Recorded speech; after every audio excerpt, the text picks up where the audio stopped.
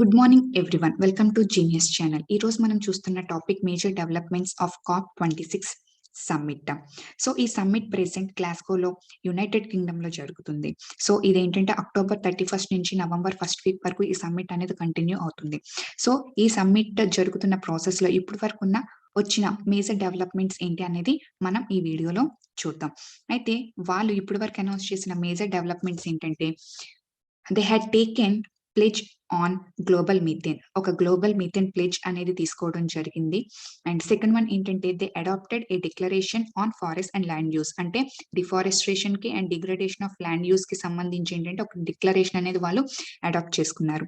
And moreover third ఏంటంటే announcement on new initiative called IRIS. IRIS అంటే infrastructure resilient for island states. ఈ initiative అనేది ఇండియానే తీసుకుంది and దానికి లీడర్షిప్ కూడా ప్రెసెంట్ ఇండియానే ఉంది. సో ఈ infrastructure resilient for island states అనేది ఒక అంబిషియస్ ఇనిషియేటివ్ ఫర్ ఇండియానే చెప్పుకోవచ్చు. And more over proposal to hike climate finance. So already ఏంటంటే $100 బిలియన్ నుంచి $1 ట్రిలియన్ వరకు ఈ క్లైమేట్ ఫినాన్స్ ని హైక్ చేయాలని చెప్పేసి ఇండియా డిమాండ్ చేయడం అయితే జరిగింది. And fifth one global green grid initiatives under one sun one solar one world and one grid. So green grid initiatives అంటే renewable source of energy initiatives అనేవి ఖచ్చితంగా జరగాలి. దానికోసం గ్లోబల్లీ సోలార్ గ్రిడ్స్ అనేవి form చేయాలని చెప్పేసి దీని యొక్క ఈ ఇనిషియేటివ్ యొక్క మెయిన్ ఆబ్జెక్టివ్. సో దీనికి కూడా ఇండియాని లీడర్షిప్ అనేది ఉంది.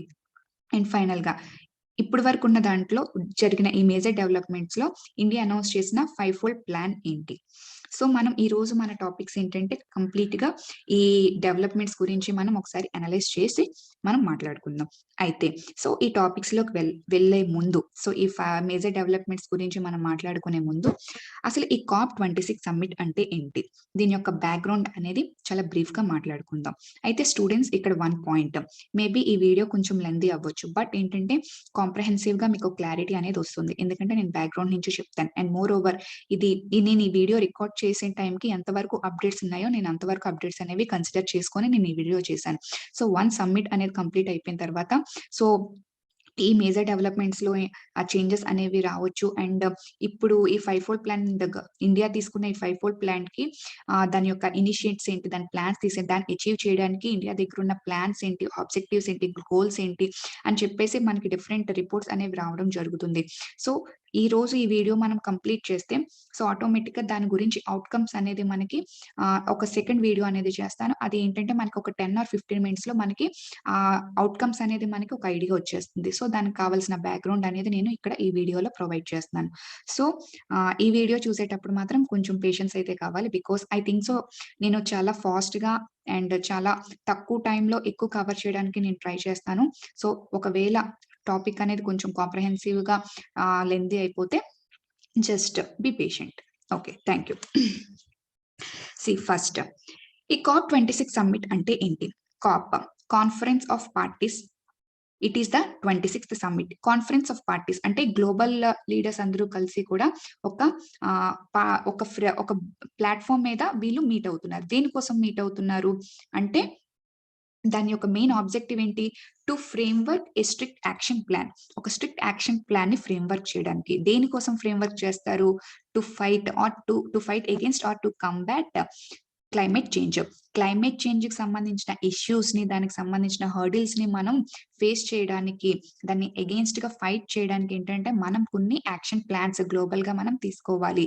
అండ్ దా ఇష్యూస్ గురించి ఏంటంటే వీళ్ళు మీటింగ్స్ అనేవి కండక్ట్ చేయరు, అందరూ కలిసి మీట్ అనేది ఫామ్ అవుతారు. అండ్ ఇది 26th నేమ్ అనేది ఎందుకు వచ్చిందంటే it is the 26th conference. So మీకు ఆల్రెడీ ఐడియా ఉంటుంది 2015 లో ఏంటంటే ప్యారిస్ అగ్రిమెంట్ అనేది జరిగింది. సో ఈ కాన్ఫరెన్స్ ఆఫ్ పార్టీస్ లో వచ్చిన అగ్రిమెంట్ అది ప్యారిస్ అగ్రిమెంట్ 2015 లో జరిగిన సమ్మిట్ అన్నమాట. ఐ థింక్ సో మీకు అర్థమైంది. సో ఈ కాన్ఫరెన్స్ ఆఫ్ పార్టీస్ మీటింగ్ అనేది ఏంటంటే గ్లోబల్ గా లీడర్స్ అనేవి క్లైమేట్ చేంజ్ ని కాంబాట్ చేయడానికి ఒక స్ట్రిక్ట్ యాక్షన్ ప్లాన్ తో ప్రతి కంట్రీ వాళ్ళ యొక్క ప్లాన్స్ తో వాళ్ళ యొక్క ఆబ్జెక్టివ్స్ తో ఆ క్లైమేట్ చేంజ్ ని కాంబాట్ చేయడానికి వాళ్ళు ఏ ఇనిషియేషన్స్ తీసుకుంటున్నారు, వాళ్ళు ఏం స్టెప్స్ తీసుకుంటున్నారు అనేది ఇక్కడ మాట్లాడడం, డిస్కస్ చేయడం, దానికి సంబంధించిన ఇన్వెస్ట్మెంట్స్ కానీ దానికి సంబంధించిన ఫండింగ్ గురించి కానీ ఇక్కడ నెగోషియేషన్స్ అనేవి చేయడం జరుగుతుంది. సో ప్రెసెంట్ ఇది గ్లాస్గోలో యునైటెడ్ కింగ్డమ్ లో జరుగుతుంది. I think so me COP26 అంటే ఏంటో అర్థమైంది అనుకుంటున్నాను. ఓకే. ఓకే. అసలు ఈ ఈ ఈ సమ్మిట్ అనేది అసలు ఎందుకు ఫార్మ్ అయింది? దీని యొక్క మెయిన్ ఎజెండా ఏంటంటే చూడండి, ప్రీ ఇండస్ట్రియల్ ఎరాతో కంపేర్ చేస్తే ఈ సెంచరీలో మనకి 1 డిగ్రీ సెల్సియస్ టెంపరేచర్ అనేది పెరిగిపోయింది గ్లోబల్‌గా. ఓకే. గ్లోబల్‌గా టెంపరేచర్ పెరిగిపోవడం అంటే చూడండి, దీనికి జియోగ్రఫీ నుంచి చిన్న బేసిక్స్ కావాలి. జస్ట్ మీకు అర్థం కావడానికి చాలా తక్కువ బేసిక్స్ అనేది నేను ఇస్తాను చూడండి. మనకి గ్రీన్ హౌస్ గ్యాసెస్ అని ఉంటాయి. లైక్ ఏంటంటే water vapour is a green house gas, like methane is a green house gas, carbon dioxide అయితే గ్రీన్ హౌస్ గ్యాస్. ఈ గ్రీన్ హౌస్ గ్యాసెస్ ఏంటి అంటే ఇవి హీట్ ట్రాపింగ్ గ్యాసెస్. అంటే సన్ నుంచి వచ్చిన హీట్ ని అవి అబ్జర్వ్ చేసేసుకొని ట్రాప్ చేసేసుకొని ఉంచేస్తాయి అనమాట. ఓకే. సో దీని వల్ల యూజ్ ఏంటి? ఆ గ్యాసెస్ అనేవి ట్రాప్ చేసేయడం వల్ల యూజ్ ఏంటి చూడండి. సో మనకి ఈ ఎర్త్ అనేది ఇన్సులేషన్ డిఫరెంట్ గా రిసీవ్ చేసుకుంటుంది. అవునా కదా? ఈక్వేటర్ దగ్గర ఇన్సులేషన్ చాలా ఎక్కువగా ఉంటుంది. పోలార్ రీజియన్స్ లో ఇన్సులేషన్ అనేది చాలా తక్కువగా ఉంటుంది. Isn't it? సో ఈక్వేటర్ దగ్గర ఇన్సులేషన్ చాలా ఎక్కువగా ఉండడం వల్ల దాన్ని ఏంటంటే హీట్ సర్ప్లస్ రీజియన్ అని చెప్పేసి అంటాం. అండ్ పోలార్ రీజియన్ దగ్గర ఏంటంటే హీట్ డెఫిషిట్ రీజన్ అని చెప్పేసి అంటాం. ఎందుకంటే ఈక్వేటర్ దగ్గర ఏంటంటే మనకి హీట్ గెయినింగ్ ఎక్కువ ఉంటుంది. హీట్ లూజింగ్ కన్నా. పోలార్ రీజియన్ లో హీట్ లూజింగ్ ఎక్కువ ఉంటుంది. హీట్ గెయినింగ్ కన్నా. ఇది ఎందుకు అనేది సో మీరు ఒకసారి జియోగ్రఫీ అనేది కంప్లీట్ చేస్తే మీకు అర్థమవుతుంది. ఓకే. చూడండి. సో ఏంటంటే ఇక్కడ ఈక్వేటర్ దగ్గర హీట్ అనేది చాలా ఎక్కువ పెరిగిపోతుంది. అండ్ పోలార్ రీజియన్స్ దగ్గర అనేది హీట్ అనేది చాలా తక్కువగా ఉంటుంది. సో ఏంటంటే మనం ఒక కాన్స్టెంట్ గా ఒక గ్లోబల్ టెంపరేచర్ ఇప్పుడు మనం ఒక లైఫ్ అనేది సస్టైన్ అవుతుందంటే దానికి మెయిన్ రీజన్ ఏంటి? Green house gases. ఇవి ఏంటంటే సో సన్ నుంచి వచ్చిన ఇన్సులేషన్ ఇవి ట్రాప్ చేసేస్తాయి. ఈ ట్రాప్ చేసేసి ఇవి ఎక్కడ ఉంటాయి? అట్మాస్ఫియర్ లోనే కదా ఉంటాయి గ్రీన్ హౌస్ గ్యాసెస్. సో ఇవేంటంటే wind systems, pressure gradient wind systems. So ఇది మీకు క్లైమటాలజీలో వస్తుందన్నమాట. విండ్స్ అనేవి లో ప్రెషర్ నుంచి హై ప్రెషర్ కి మూవ్ అవుతాయి. సో దాని ద్వారా ఏంటంటే ఈక్వేటర్ దగ్గర ఉన్న లో ప్రెషర్ నుంచి సో మనకి పోలార్ రీజియన్ దగ్గర హై ప్రెషర్ అనేది మనం విండ్స్ అనేవి మూవ్ అవుతూ ఉంటాయి. ఓకే. సో ఇందులో చాలా డెప్త్ ఉంటుంది టాపిక్. బట్ నేను చాలా లేమన్ గా చెప్తున్నాను అనమాట. మూవ్ అవడం వల్ల ఈ గ్రీన్ హౌస్ గ్యాసెస్ అనేవి ఏంటంటే ఓవరాల్ గా స్ప్రెడ్ అవుతుంది. గ్లోబ్ మీద ఓవరాల్ గా స్ప్రెడ్ అవుతుంది. సో దాని వల్ల ఏంటంటే ఎక్కువ హీట్ ఉన్న ఏరియా నుంచి తక్కువ హీట్ ఉన్న ఏరియాకి గ్యాసెస్ అనేవి మూవ్ అవడం వల్ల సో ఒకే బ్యాలెన్స్డ్ గా టెంపరేచర్ అనేది మెయింటైన్ అవుతూ రావడం అయితే జరుగుతుంది. సో దీని ద్వారాగా సో ఎక్కువ హీట్ ఉన్న ఈ రీజన్స్ లోనే మనం ఉండలేం. ఎక్కువ కూల్ గా ఉన్న రీజన్స్ లో మనం ఉండలేం. సో ఒక లైఫ్ సస్టైన్ అవ్వడానికి ఒక మినిమం రిక్వైర్మెంట్ ఆఫ్ టెంపరేచర్ ని ప్రొవైడ్ చేస్తున్నాయి అంటే అవి only due to green house gases. But దేనికైనా ఒక థ్రెషోల్డ్ అనేది ఉంటుంది కదా, ఒక సాచురేషన్ పాయింట్ అనేది ఉంటుంది కదా. ఓకే.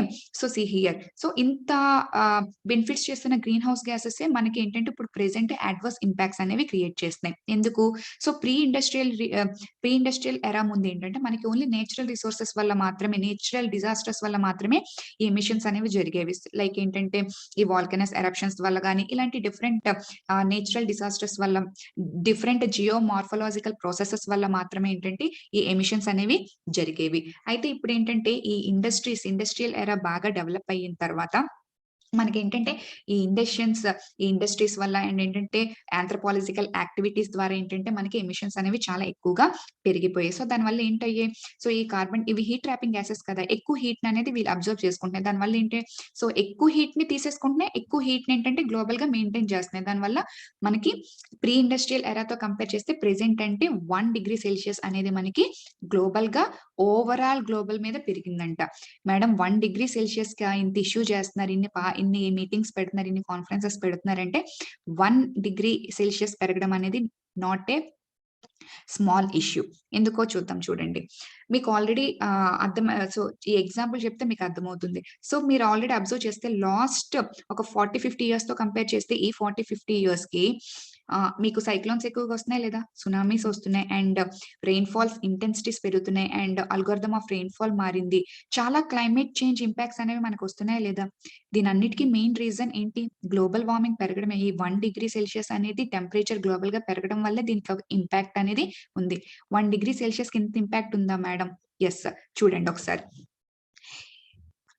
చిన్న బేసిక్ పాయింట్స్ చెప్తాను. Just observe. అంటే మీకు ఎంత ఇంపాక్ట్ ఉంటుంది? ఎందుకు దీనికి ఇంత ఇంపార్టెన్స్ ఇస్తున్నారు? ఆల్‌మోస్ట్ 1 మంత్ నుంచి కూడా కంప్లీట్‌గా న్యూస్ ఆర్టికల్స్ అన్నీ కూడా దీని మీదే స్ట్రెస్ చేస్తున్నాయి. అంత ఇంపార్టెన్స్ ఈ టాపిక్ ఎందుకు ఇస్తున్నారని మీకు అర్థం అవ్వడం కోసం నేను ఈ బ్రీఫ్ ఇంట్రడక్షన్స్ అనేవి ఇస్తున్నాను. ఓకే. సీ ఎప్పుడైతే ఈ గ్లోబల్‌గా టెంపరేచర్ పెరిగిందో ఫర్ ఎగ్జాంపుల్ చూడండి ఓషన్స్‌కొద్దాం. ఎందుకు ఇంత ఇంపాక్ట్ వస్తుందో చెప్తున్నాను. ఓషన్స్‌కొద్దాం. సో ఓషన్స్‌కొచ్చాయంటే ఏంటి? సో టెంపరేచర్ పెరుగుతుంది. సో టెంపరేచర్ పెరిగితే ఆటోమేటిక్‌గా ఏమవుతుంది? సో ఓషన్‌లో ఉన్న వాటర్ ఎక్స్‌పాండ్ అవుతుంది. మాలిక్యూల్స్ ఎక్స్‌పాండ్ అవుతాయి కదా! సో ఈ మాలిక్యూల్స్ ఎక్స్‌పాండ్ అవుతాయి. సో ఆటోమేటిక్‌గా ఏంటి? సో ఈ ఓషన్స్ అనేవి ఏమవుతాయి? ఇంక్రీజ్ అవుతాయి. అవునా కదా! అవి ఎక్స్‌పాండ్ అవుతాయి. ఎక్స్‌పాండ్ అవ్వడం వల్ల మెయిన్ ప్రాబ్లమ్ ఏంటి? ఆ చుట్టుపక్కల ఉన్న కోస్ట్ లైన్స్, చుట్టుపక్కల ఉన్న ఐలాండ్స్ అనేవి ఏమైపోతాయి? ఈ ఓషన్ వాటర్ ఎక్స్‌పాండ్ అయిపోతూ ఉంటుంది. టెంపరేచర్ ఎప్పుడైతే ఇంక్రీజ్ అయిపోయిందో ఆటోమేటిక్‌గా ఓషన్ వాటర్ ఎక్స్‌పాండ్ అవుతూ ఉంది. ఒకప్పుడు ఫస్ట్ ఎర్త్ ఫార్మ్ అయినప్పుడు ఇంత వాటర్ ఉందా? లేదు. బట్ ఇప్పుడు ఇంత క్వాంటిటీ ఆఫ్ ఓషన్ రావడానికి ఏంటి? ఈ ఫినామిననే కదా! అవునా కాదా? సో, ఇంకా ఈ గ్లోబల్ టెంపరేచర్ అనేది బాగా పెరిగిపోవడం వల్ల ఏంటవుతుందంటే, ఓషన్స్ అనేవి ఎక్స్‌పాండ్ అయిపోతాయి. ఎక్స్‌పాండ్ అయిపోయినప్పుడు ఇప్పుడు ప్రెజెంట్ ఉన్న చాలా వరకు కోస్ట్ లైన్స్ కానీ, ప్రెజెంట్ ఉన్న చాలా వరకు ఐలాండ్స్ కానీ సబ్మెర్జ్ అయిపోతాయి. అవి ఇంకా ఫ్యూచర్ ఒక 50, 100 ఇయర్స్ తర్వాత ఇంకా అవి కంప్లీట్‌గా కనిపించవు మనకి. అవునా కదా? సో, అంత ప్రాబ్లమ్ ఉంటుంది కాబట్టి సబ్మెర్జ్ అయిపోతుంది కాబట్టి ఈ ఈ ఓషన్స్ అనేవి ఎక్స్‌పాండ్ అవ్వకూడదు. ఓషన్స్ అనేవి ఎక్స్‌పాండ్ అవ్వకూడదు అంటే ఏంటి? ప్రెజెంట్ ఈ గ్లోబల్ టెంపరేచర్ అనేది మనం తగ్గించాలి. ఇది ఫస్ట్ వన్. ఇంకొకటేంటి?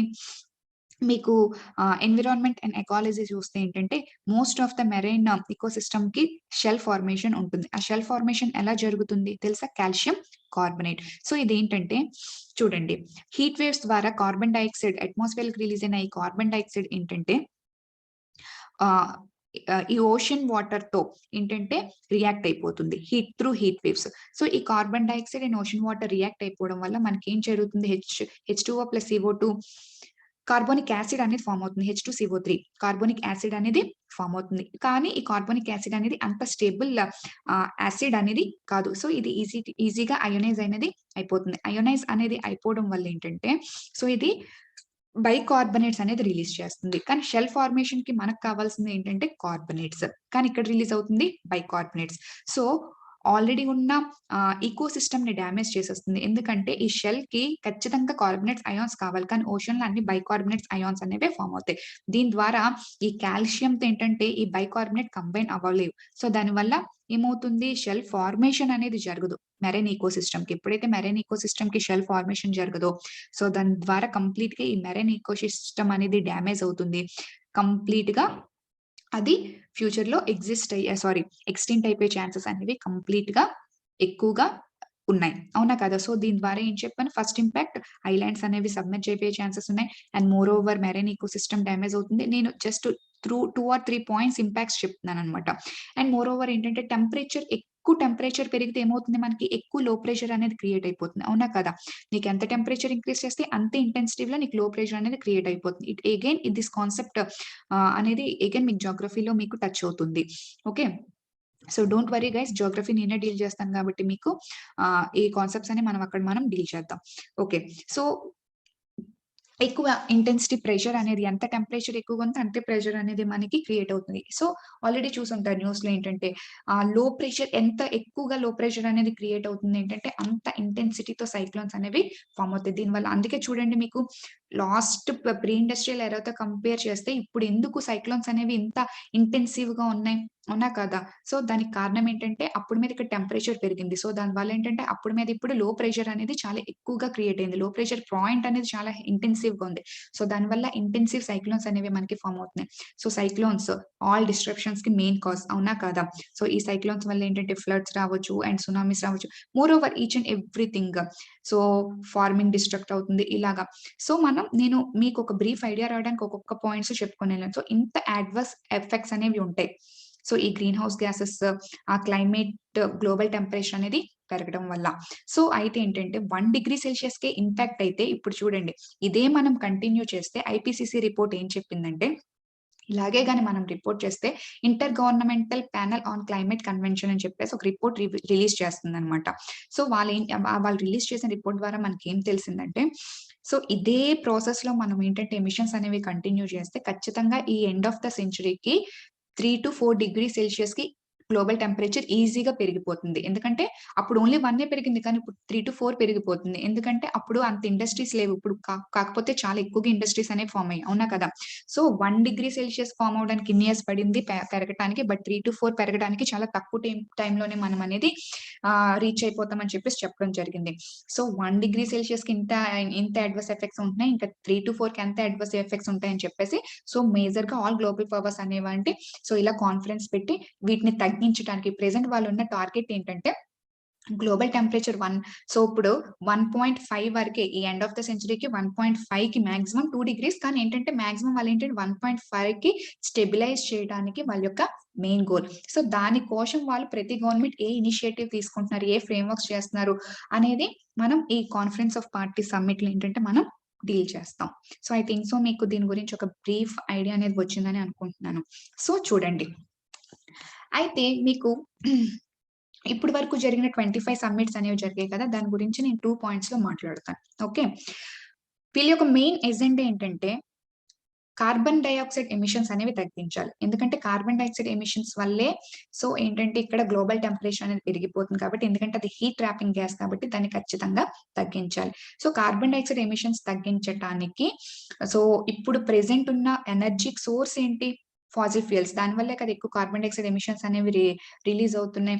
సో వాటిని ఈ ఫాసిల్ ఫ్యూయల్ డ్రివెన్ ఎనర్జీ నుంచి మనము కంప్లీట్‌గా రిన్యూబుల్ సోర్స్ ఆఫ్ ఎనర్జీ వైపు షిఫ్ట్ అయితేనే ఈ కార్బన్ డయాక్సైడ్ ఎమిషన్స్ అనేవి తగ్గుతాయి. సో దానికోసం ప్రతి కంట్రీ చాలా ఇనిషియేటివ్స్ అనేవి తీసుకుంది. సో మన ఇండియా కూడా ఏంటంటే బై 2030 కల్లా 450 గిగావాట్స్ ఆఫ్ రిన్యూబుల్ ఎనర్జీని ఇన్‌స్టాల్ చేస్తానని చెప్పేసి పారిస్ అగ్రీమెంట్‌లో ఇంటెండెడ్ నేషనల్లీ డిటర్మైన్డ్ కాంట్రిబ్యూషన్స్ అని చెప్పేసి అంటే ప్రతి కంట్రీ వాళ్ళు ఏం కాంట్రిబ్యూట్ చేస్తారు ఈ క్లైమేట్ చేంజ్‌ని కాంబాట్ చేయడానికి అని చెప్పేసి ప్రతి కంట్రీ తన యొక్క కాంట్రిబ్యూషన్స్‌ని లిస్ట్ ఔట్ చేసింది.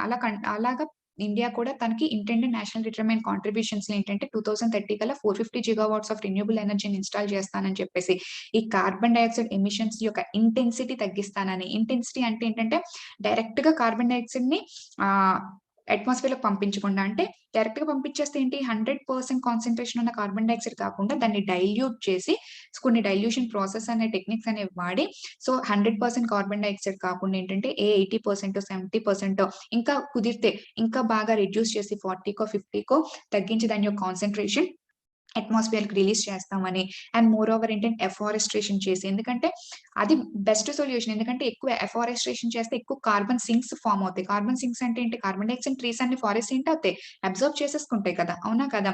సో మోర్ కార్బన్ సింక్స్‌ని మనం అఫారెస్ట్రేషన్ చేయడం వల్ల మోర్ కార్బన్ సింక్స్ అనేవి మనం ఫార్మ్ చేస్తామని చెప్పేసి సో ఇలా ఏంటంటే ప్రతి కంట్రీ తన యొక్క ఇంటెండెడ్ నేషనల్ డిటర్మైన్డ్ కాంట్రిబ్యూషన్స్ ఏంటంటే ఈ పారిస్ అగ్రీమెంట్‌లో లిస్ట్ ఔట్ చేయడం జరిగింది. అండ్ ఇండియా కూడా దానికి కొన్ని గోల్స్ అనేవి సెట్ చేసుకుంది. అండ్ అది అచీవ్ చేయడానికి చాలా ఇనిషియేటివ్స్ కూడా తీసుకుందనే చెప్పుకోవాలి. అయితే ఏంటంటే ఇండియాకి ఇక్కడ 2 మేజర్ ఇష్యూస్ ఉండేవి. ఈ COP26 సమ్మిట్ వెళ్ళకముందు ఇండియాకి 2 మేజర్ ఇష్యూస్ అనేవి ఉండేవి.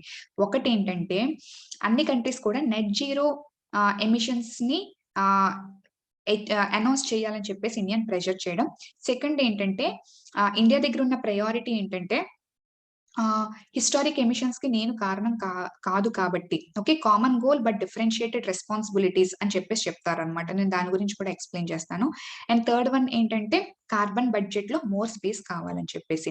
ఈ 3 ఎజెండాస్‌తో ఏంటంటే ఇండియా అనేది సమ్మిట్‌కి అపియర్ అవ్వడం జరిగింది. సో ఫస్ట్ థింగ్ ఏంటి నెట్ జీరో ఎమిషన్స్‌ని టార్గెట్‌ని యాక్చువల్‌గా అనౌన్స్ చెయ్యకూడదని చెప్పేసి వెళ్ళింది యాక్చువల్‌గా. బట్ మేబీ డెవలప్డ్ కంట్రీస్ అన్ని ప్రెషరైజ్ చెయ్యుండొచ్చు. అందుకే 2070 కల్లా నెట్ జీరో ఎమిషన్స్ టార్గెట్‌ని అచీవ్ చేస్తామని ఒకేసారి ఇండియన్ గవర్నమెంట్ అనౌన్స్ చేసేసరికి అప్పటి వరకు వచ్చిన కంప్లీట్ అనాలిసిస్ అప్పటి వరకు ఎక్స్‌పర్ట్స్ చెప్పిన కంప్లీట్ అనాలిసిస్‌కి కాంట్రరీగా ఇచ్చింది. ఎందుకంటే ఈవెన్ ఎన్విరాన్మెంటల్ మినిస్టర్ జయశంకర్ గారు కూడా సో మనకి ఈ టార్గెట్‌ని మేము ఫిక్స్ చెయ్యం. ప్రెజెంట్ మమ్మల్ని ప్రెషర్ చేయొద్దని చెప్పేసి తను అనౌన్స్ చేయడం అయితే జరిగింది. బట్ సో అది మంచి డెసిషన్, చాలా మంచి డెసిషన్ అని చాలా ఎక్స్‌పర్ట్స్ కూడా ఏంటంటే దానికి ఆహ్, అడ్వైస్ చేయడం జరిగింది. బట్ ఏంటంటే మేబీ అక్కడికి వెళ్ళిన తర్వాత డెవలప్డ్ కంట్రీస్ అనేవి ప్రెషరైజ్ చేసి ఉండవచ్చు. సో ఏంటంటే బై 2070 కల్లా నెట్ జీరో ఎమిషన్స్‌ని అచీవ్ చేస్తామని ఫిక్స్ చేయడం జరిగింది. అయితే ఈ నెట్ జీరో ఎమిషన్స్ అంటే ఏంటి? ఈ నెట్ జీరో ఎమిషన్స్ అంటే ఎంత కార్బన్ డయాక్సైడ్ ఎమిషన్స్ అనేవి మనం రిలీజ్ చేస్తామో అంతే కార్బన్ డయాక్సైడ్ ఎమిషన్స్ అనేవి మనం అబ్జర్వ్ చేసేసుకుంటాం అన్నమాట. ఓకే. ఎంత ఎమిషన్స్ రిలీజ్ చేస్తామో ఫర్ ఎగ్జాంపుల్ 100 టన్స్ రిలీజ్ చేస్తున్నాం అనుకోండి. ఆ 100 టన్స్‌ని మనం ఏంటంటే అబ్జర్వ్ చేసేసుకోవాలి. ఎలా అబ్జర్వ్ చేసేసుకుంటాం మనం? ఎయిదర్ ఎక్కువ కార్బన్ సింక్స్‌ని క్రియేట్ చేయడం. అంటే ఎఫారెస్ట్రేషన్ చేసి ఫారెస్ట్రేషన్ అనేది పెంచడం వల్ల. సెకండ్ థింగ్ ఏంటి? అది అబ్జర్వ్ చేసుకొని అదొక్కటి ఫారెస్ట్ నాటేస్తే చెట్లు నాటేస్తే అయిపోతుందా? లేదు. దానికి కావాల్సిన టెక్నాలజీ కూడా మనకు కావాలి కదా! సో, ఈ కార్బన్ డయాక్సైడ్ ఎమిషన్స్‌ని మనం absorb చేసేసుకోవడానికి technology. So, latest advanced technology అనేది ఇనిషియేట్ చేయాలి. అడాప్ట్ చేసుకోవాలి. సో, ఈ 2 మేజర్ ఇష్యూస్ ఉన్నాయి. అయితే ఇండియా అనేది దీనికి ఎందుకు కాంట్రరీగా ఉండేది ఇనీషియల్ నుంచి అయితే, ఫస్ట్ థింగ్ ఏంటంటే, ఇండియా దగ్గర ఆ టెక్నాలజీ లేదు. అండ్ దాన్ని ఇనిషియేట్ చేయడానికి, ఆ టెక్నాలజీని అడాప్ట్ చేసుకోవడానికి చాలా ఆహ్, ఫినాన్స్ అనేది కావాలి. కానీ ప్రెజెంట్ దాని కోసం అంత అమౌంట్ కేటగరైజ్ చేయడం అనేది ఇండియాకి చాలా పెద్ద ఇష్యూ. ఎందుకంటే ఇండియాకి తను సాల్వ్ చేయవలసిన ఇష్యూస్ అనేవి చాలా ఎక్కువగున్నాయి. సో, ఈ టైంలో ఏంటంటే దాని కోసం ఆ టెక్నాలజీ కోసం ఏంటంటే అంత అమౌంట్ అనేది కేటగరైజ్ చేయడం ఇండియాకి చాలా పెద్ద క్వెషన్ మార్క్. అంత బడ్జెట్ కూడా ఇండియా దగ్గర లేదు. సో, అందుకని చెప్పేసి నేను అచీవ్ చేయడం అనేది నాకు ఇప్పుడున్న సిట్యుయేషన్‌లో అంత ఈజీ కాదు. సో, నేను టార్గెట్‌ననేది తీసుకొని అనౌన్స్ చేయడం అయితే జరిగింది. బట్ వాటెవర్ ఇట్ ఈస్ సమ్మిట్‌లో ఏంటంటే అనౌన్స్ చేసేసింది 2070 కల్లా మేము అచీవ్ చేస్తామని చెప్పేసి. నెక్స్ట్ సెకండ్ థింగ్ ఏంటంటే ప్రపోజ్ చేసింది ఇంకా మనకు ఔట్‌కమ్ అయితే రాలేదు. ఇక్కడి నుంచి చెప్పి వెళ్ళడం అయితే మాత్రం కార్బన్ బడ్జెట్‌లో ఎక్కువ స్పేస్ అనేది మేము ఆహ్, రిక్వెస్ట్ చేస్తామని చెప్పేసి. ఈ కార్బన్ బడ్జెట్ ఏంటి? చాలా ఇంపార్టెంట్ అని చూడండి. ఈ కార్బన్ బడ్జెట్ అంటే ఏంటంటే, ఒక సెంచరీలో ఓకే. ఈ 21st సెంచరీలో ఎంత కార్బన్ డయాక్సైడ్ ఎమిషన్స్ మాత్రమే చేయాలి. Okay. For example 100 tons of carbon dioxide emissions నేను హైపోథెటికల్ వాల్యూస్ తీసుకుంటున్నానమ్మా. 100 tons of carbon dioxide emissions మాత్రమే చేయాలి అనుకుందాం ఈ సెంచరీకి. Already 80 tons of carbon dioxide release చేసింది. ఇంకా మనకి మిడ్ సెంచరీ ఉంది. సో, ఓన్లీ ఈ మిడ్ సెంచరీలో 20 tons of carbon dioxide emissions మాత్రమే చేయాలి. ఇంక అంతకన్నా ఎక్కువ చేయకూడదు. నా ఇష్టం వచ్చినట్టు నేను చేయడానికి అవ్వదన్నమాట. ఒక టార్గెట్ ఒక సెంచరీకి ఎందుకంటే అడ్వర్స్ ఇంపాక్ట్స్ వచ్చేస్తాయి. గ్లోబల్ టెంపరేచర్ పెరిగిపోతుంది కాబట్టి. అలా వాళ్ళు ఫిక్స్ చేసిన డెడ్‌లైన్‌కి ఇప్పుడు ఎంత బడ్జెట్ ఉంది. ఓకే. సో, అలా ఫిక్స్ చేసిన డెడ్‌లైన్‌కి ఏంటంటే ఈ సెంచరీకి ఇంకా only 420-580 giga turns of carbon dioxide emissions మాత్రమే రిలీజ్ చేయాలి. ఎంతమ్మా? 420-580 giga turns of carbon dioxide మాత్రమే ఎమిషన్స్ మాత్రమే రిలీజ్ చేయాలి. సో, ఇలా రిలీజ్ చేయడానికి మాకెక్కువ క్వాంటిటీ ఇవ్వండి. మాకెక్కువ స్పేస్ ఇవ్వండి. అంటే ఈ 420-580 గిగా టన్స్ కదా! ఇందులో మాకెక్కువ స్పేస్ ఇవ్వండి. ఎందుకు అడుగుతుంది స్పేస్ ఎక్కువ ఇవ్వమని చెప్పేసి? ఆల్రెడీ చాలా డెవలప్డ్ కంట్రీస్ యూఎస్ అవ్వచ్చు, యూకే అవ్వచ్చు, చైనా అవ్వచ్చు. అవునా కాదా? ఇవన్నీ ఏంటి రష్యా అవ్వచ్చు. ఇవన్నీ ఏంటి developed countries already. Already industries అనేవి విపరీతంగా డెవలప్ అయిన కంట్రీస్. అవునా కదా! బట్ ఇండియా అనేది స్టిల్ డెవలప్ అవుతున్న కంట్రీ. ఇప్పుడు ఇండియా ఎకానమిక్ గ్రోత్ కావాలంటే ఖచ్చితంగా ఇండస్ట్రీస్ అనేవి డెవలప్ అవ్వాలి. ఇండస్ట్రీస్ డెవలప్ అయినప్పుడు ఖచ్చితంగా ఆటోమేటిక్‌గా కార్బన్ డయాక్సైడ్ ఎమిషన్స్ అనేవి ఖచ్చితంగా ఎక్కువ రిలీజ్ చేయాలి. అవునా కదా! సో, ఇప్పుడు ఆల్ కంట్రీస్ అన్నీ కలిపి ఈ స్పేస్‌ని తీసుకోకుండా ఆల్రెడీ మీరు ఇండస్ట్రీస్ ఆల్రెడీ డెవలప్డ్ కంట్రీస్ మీరు తగ్గించండి. మీ స్పేస్ ఈ బడ్జెట్‌లో మీ స్పేస్ అనేది మీరు తగ్గించండి. ఎందుకంటే మీరు ఆల్రెడీ డెవలప్ అయ్యారు. అండ్ ప్రీ ఇండస్ట్రియల్ ఎమిషన్స్‌కి, హిస్టారిక్ ఎమిషన్స్‌కి మేజర్ కారణమే మేము. మేము కాదు. మీరే.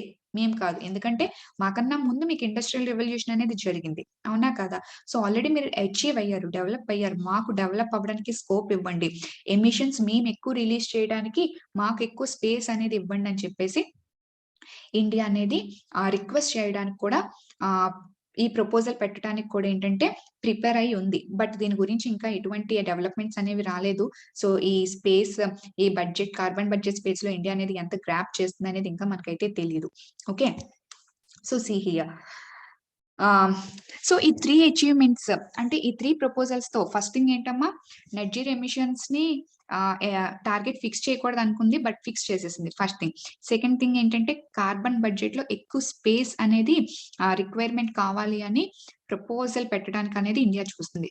థర్డ్ థింగ్ ఏంటంటే కమిట్మెంట్స్. మీరు ఆల్రెడీ దీనికి డెవలప్‌మెంట్ కూడా ఇండియా అనౌన్స్ చేసింది. అదే చూడండి, proposal to hike climate finance. ఈ డెవలప్డ్ కంట్రీస్ ఏంటంటే ఈ క్లైమేట్ చేంజ్ ని కాంబాట్ చేయడానికి $100 బిలియన్ ఎవ్రీ ఇయర్ ఫ్రమ్ 2022 నుంచి 2030 గల మధ్య పీరియడ్ లో ఈ డెవలప్డ్ కంట్రీస్ ఏంటంటే డెవలపింగ్ నేషన్స్ కి, స్మాల్ నేషన్స్ కి ఏంటంటే ఎవ్రీ ఇయర్ $100 బిలియన్ అనేది ఇస్తామని అనౌన్స్ చేసింది. ఎందుకు ఇస్తారు వాళ్ళు? ఎందుకు ఇస్తారు అంటే టు అడాప్ట్ టెక్నాలజీ, దానికి సంబంధించిన టెక్నాలజీని అడాప్ట్ చేసుకొని వాళ్ళు ఈ క్లైమేట్ చేంజ్ ని కాంబాట్ చేయడానికి ఏంటంటే వాళ్ళు ప్రొవైడ్ చేస్తామని అనౌన్స్ చేయడం అయితే జరిగింది. అయితే అనౌన్స్ అయితే చేశారు కానీ ఇప్పుడు వరకు కూడా అమౌంట్ అనేది ఇవ్వలేదు. సో మీరు ఇచ్చిన కమిట్మెంట్స్ మీద ఫస్ట్ మీరు స్టాండ్ అవ్వండి. ఆల్రెడీ ఇట్స్ 2021, ఇప్పుడు వరకు కూడా 2020 నుంచే మీరు ప్రొవైడ్ చేస్తున్నారు. బట్ ఇప్పుడు వరకు ఏంటంటే మీరు అమౌంట్ ని రిలీజ్ చేయలేదు. సో మీరు అమౌంట్ రిలీజ్ చేస్తే అది మాకు ఫినాన్షియల్ గా చాలా హెల్ప్ అవుతుంది కాబట్టి మేము ఆ టెక్నాలజీని అడాప్ట్ చేసుకోవడానికి ముందుకు వస్తాం అని చెప్పేసి ఈ 3 కమిట్మెంట్స్ తో ఇండియా అనేది సమ్మిట్ కి అపియర్ అవడానికి ట్రై చేసింది. ఓకే, సో ఫస్ట్ థింగ్ ఏంటమ్మా, నెట్ జీరో ఎమిషన్స్. సో అది ఆల్రెడీ అచీవ్ చేసేస్తానని చెప్పేసి అనౌన్స్ చేసేసింది. సెకండ్ థింగ్ ఏంటంటే కార్బన్ బడ్జెట్ లో మోర్ స్పేస్ కావాలని అనౌన్స్ చేస్తుంది, రిక్వైర్మెంట్ కావాలని ప్రపోజల్ పెట్టడానికి. బట్ ఏంటంటే దీని గురించి ఇంకా మనకి ఎటువంటి న్యూస్ అయితే రాలేదు, బయటికి రాలేదు. అండ్ థర్డ్ వన్ ఏంటంటే మీ యొక్క కమిట్మెంట్స్ మీద మీరు స్టాండ్ అవ్వాలి అని చెప్పేసి ఆల్రెడీ దీని గురించి కూడా డెవలప్మెంట్ వచ్చింది. మీ కమిట్మెంట్స్ మీద మీరు స్టాండ్ అవ్వాలి. అండ్ అప్పుడు ప్రపోజ్ చేసిన ఈ $100 బిలియన్ అనేవి ప్రెసెంట్ ఉన్న సిచ్యువేషన్ కి అది ఎక్కడ సరిపోదు, దాన్ని $1 ట్రిలియన్ కి మీరు హైక్ చేయండి అని ప్రపోజల్ కూడా పెట్టింది. అదే చూడండి, proposal to hike climate finance ఉందా, అక్కడే $100 బిలియన్ ఈచ్ ఇయర్ కాకుండా $1 ట్రిలియన్ కి హైక్ చేయండి అని చెప్పేసి ప్రపోజల్ పెట్టింది. తను ఇచ్చిన 3 కమిట్మెంట్స్ లో 2 కమిట్మెంట్ గురించి ఆల్రెడీ మనకి రీసెంట్ గా జరిగిన అప్డేట్స్ అనేవి వచ్చాయి. కార్బన్ బడ్జెట్ గురించి ఇంకా మనకి అప్డేట్ అయితే రాలేదు. సో ఐ థింక్ సో మీకు ఇక్కడ వరకు టాపిక్ అయితే అర్థమైందని అనుకుంటున్నాను. సో నెక్స్ట్ అసలు ఇప్పుడు బ్యాక్గ్రౌండ్ అనేది మీకు అర్థమైంది కదమ్మా. సో చూడండి, ఇప్పుడు ఈ సమ్మిట్ లో ఏంటి డెవలప్మెంట్స్ అనేవి జరిగాయి ఒకసారి మనం చెక్ చేద్దాం. ఫస్ట్ వన్ ఏంటి, గ్లోబల్ మీథేన్ ప్లెడ్జ్. ఈ గ్రీన్ హౌస్ గ్యాసెస్ ఏవేమి అని చెప్పాను, carbon dioxide, methane and water vapour. Carbon dioxide emissions గురించి ఇప్పటి వరకు జరిగిన సమ్మిట్స్ లో ఏంటంటే దానికి సంబంధించి నెగోషియేషన్స్ అనేవి జరిగాయి. ఎంత తగ్గిస్తారు, ఎలా తగ్గిస్తారు, ఏ టెక్నాలజీ అడాప్ట్ చేస్తారు, ఈ కార్బన్ సింక్స్ ని ఎలా క్రియేట్ చేస్తారు. ఓకే, సో ఇలాగేంటంటే కార్బన్ క్యాప్చర్ టెక్నాలజీ అని చెప్పేసి అంటమాట. ఈ టెక్నాలజీని అడాప్ట్ ఎలా చేసుకుంటారు, దీని గురించి ఇప్పటి వరకు సమ్మిట్స్ లో ఎక్కువగా డిస్కషన్స్ జరిగాయి. ఇప్పుడు నెక్స్ట్ దాని యొక్క ఫోకస్ ఏంటి, మీథేన్ ప్లెడ్జ్. అంటే మీథేన్ యొక్క రిడక్షన్స్ అనేవి, CH4 రిడక్షన్స్ అనేవి చెయ్యాలి. ఎందుకంటే కార్బన్ డైఆక్సైడ్ తర్వాత చాలా గ్లోబల్ వార్మింగ్ కి ఇంపాక్ట్ అవుతున్న నెక్స్ట్ గ్రీన్ హౌస్ గ్యాస్ ఏంటంటే, ఇంపాక్ట్ చేస్తున్న నెక్స్ట్ గ్రీన్ హౌస్ గ్యాస్ ఏంటంటే మీథేన్. మీకు ఒక ఇంట్రెస్టింగ్ న్యూస్ చెప్పనా, కార్బన్ డైఆక్సైడ్ తో పోలిస్తే మీథేన్ అనేది ఇంకా గ్లోబల్ టెంపరేచర్ ని ఫాస్ట్ గా ఇంక్రీజ్ చేయగలదు, తెలుసా మీకు? So see here, global warming potential of methane is 80 times higher than that of carbon dioxide. Carbon dioxide కైనా 80 టైమ్స్ ఇంకా చాలా ఎక్కువగా గ్లోబల్ టెంపరేచర్ ఇంక్రీజ్ చేసే అంత కెపాసిటీ మీథేన్ కు ఉంది. బట్ ఇనిషియల్ గా కార్బన్ డైఆక్సైడ్ కి ఎక్కువగా ఇంపార్టెన్స్ ఇచ్చారు. ఎందుకు? బికాస్ ఎంత ఇంటెన్సిటీ ఉన్నా మీథేన్ కి తన యొక్క shelf life period in atmosphere ఏంటంటే ఓన్లీ 12 ఇయర్స్ మాత్రమే ఉంటుంది. ఓకే, తర్వాత అది డిస్ట్రాయ్ అయిపోతుంది. ఈ కార్బన్ డైఆక్సైడ్ కి మాత్రం హండ్రెడ్స్ ఆఫ్ ఇయర్స్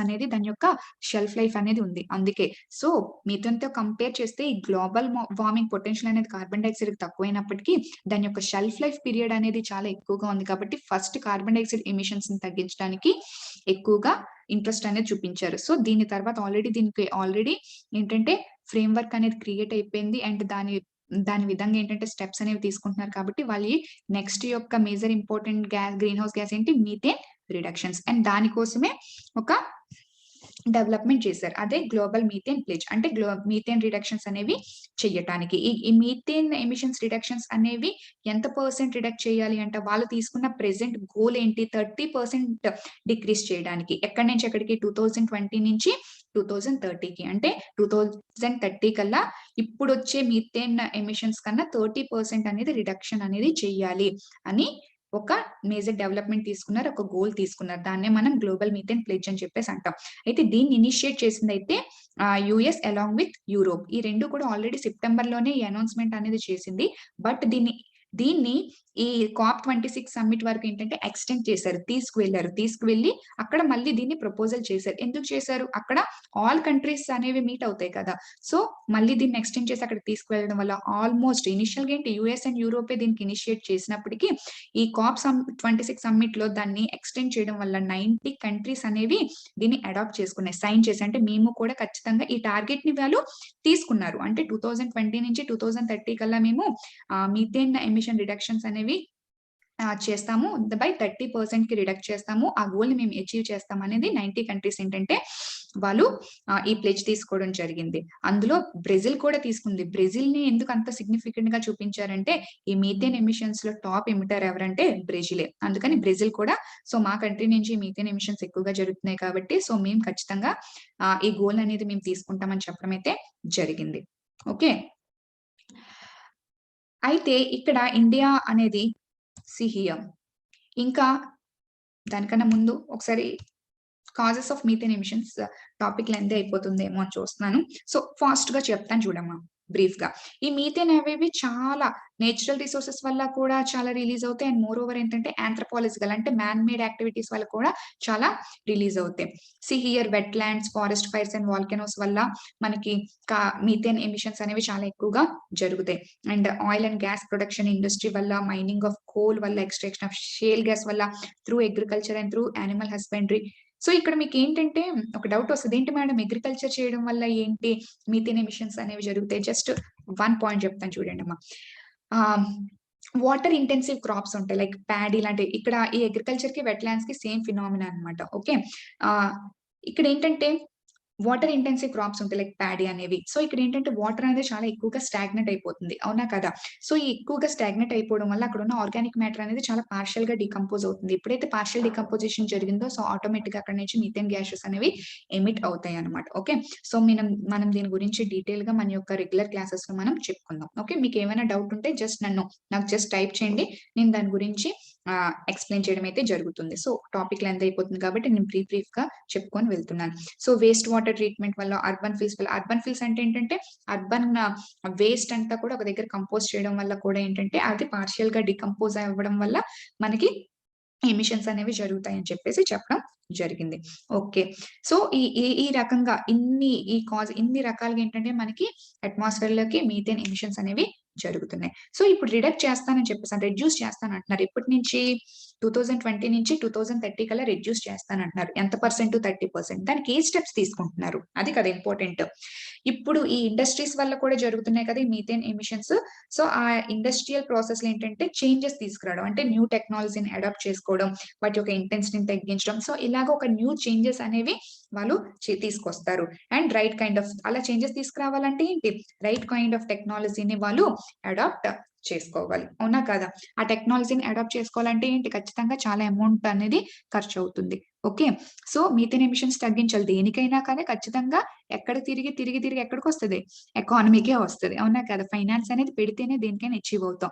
కానీ ఇప్పుడు అంత టెక్నాలజీని అడాప్ట్ చేసుకొని ఇప్పుడు ఆల్రెడీ కార్బన్ డయాక్సైడ్ ఎమిషన్స్ తగ్గించడానికి టెక్నాలజీని అడాప్ట్ చేస్తాం.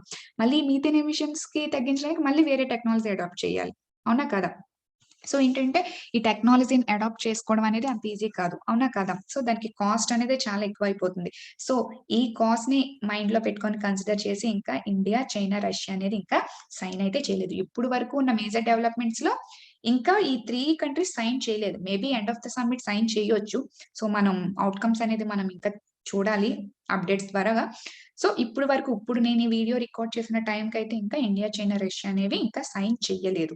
మేజర్‌గా వాటి యొక్క కన్సర్న్ ఏంటంటే కాస్ట్. ఆ టెక్నాలజీని అడాప్ట్ చేయడానికి ఆ కాస్ట్ గురించి ఆలోచిస్తున్నారు. ఎందుకంటే ఆల్రెడీ కార్బన్ డయాక్సైడ్ ఎమిషన్స్ దానికి టెక్నాలజీ అడాప్ట్ చేయడానికి కాస్ట్ చాలా ఎక్కువగా అయిపోతుంది కదా! అందుకని. ఆస్ట్రేలియా అయితే క్లియర్ కట్‌గా చెప్పేసింది. నేను దీంట్లో పార్ట్‌గా ఉండను. సో నేను ప్రెజెంట్ అంత అమౌంట్ అలొకేట్ చేస్తే నేను చేసుకోలేను అని చెప్పేసి నేను ఇందులో పార్టిసిపెంట్‌గా ఉండనని చెప్పేసి చెప్పేయడం జరిగింది.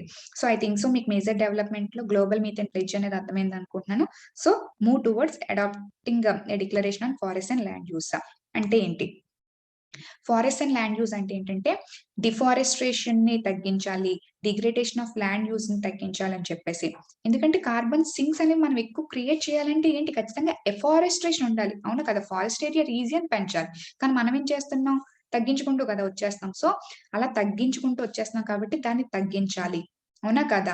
సో రివర్సింగ్ డిఫారెస్ట్రేషన్ అంటే ఏంటంటే మళ్ళీ ఎఫారెస్ట్రేషన్ వైపు మూవ్ అవ్వాలి. అండ్ ల్యాండ్ డిగ్రేడేషన్ 2030 కల్లా ఎంత అచీవ్ అవ్వాలి తెలుసా, 100% అచీవ్ అవ్వాలంటే కంప్లీట్ గా ఇప్పుడు వరకు ఎంత డిఫారెస్ట్రేషన్ అయితే చేసామో దాన్ని కంప్లీట్ గా మళ్ళీ రివర్స్ చేసి అంతే పర్సెంట్ ఎఫారెస్ట్రేషన్ అనేది 2030 కల్లా మనం చెయ్యాలి అని చెప్పేసి టార్గెట్ తీసుకోవడం జరిగింది. దీనికి ఏంటంటే ఆల్మోస్ట్ 100 కంట్రీస్ అనేవి యాక్సెప్ట్ చేసాయి ఈ ప్రపోజల్ ని. ఈ టార్గెట్ ని తీసుకున్నవి ఆల్మోస్ట్ 100 కంట్రీస్ అనేవి తీసుకున్నాయి. చూడండి, అయితే ఇది ఇప్పుడు ఇనిషియేటివ్ అయితే కాదు. ఓకే, సో ఫస్ట్ తీసుకున్న గ్లోబల్ మీథేన్ ప్లెడ్జ్ అనేది కార్బన్ డైఆక్సైడ్ కి ఎక్స్టెండ్ గా ఇప్పుడు మీథేన్ ఎమిషన్స్ తగ్గిస్తామని చెప్పేసి ఇంతకు ముందున్న సమ్మిట్స్ కి ఎక్స్టెండ్ చేస్తూ దాన్ని మీథేన్ ఎమిషన్స్ ని రెడ్యూస్ చేస్తామని చెప్పేసి చెప్పడం జరిగింది. అండ్ ఇది కూడా ఇప్పుడు తీసుకున్న ఇనిషియేటివ్ కాదు, ఇది ఆల్రెడీ 2015 లో ప్యారిస్ అగ్రిమెంట్ లో చాలా కంట్రీస్ అడాప్ట్ చేసుకున్నాయి.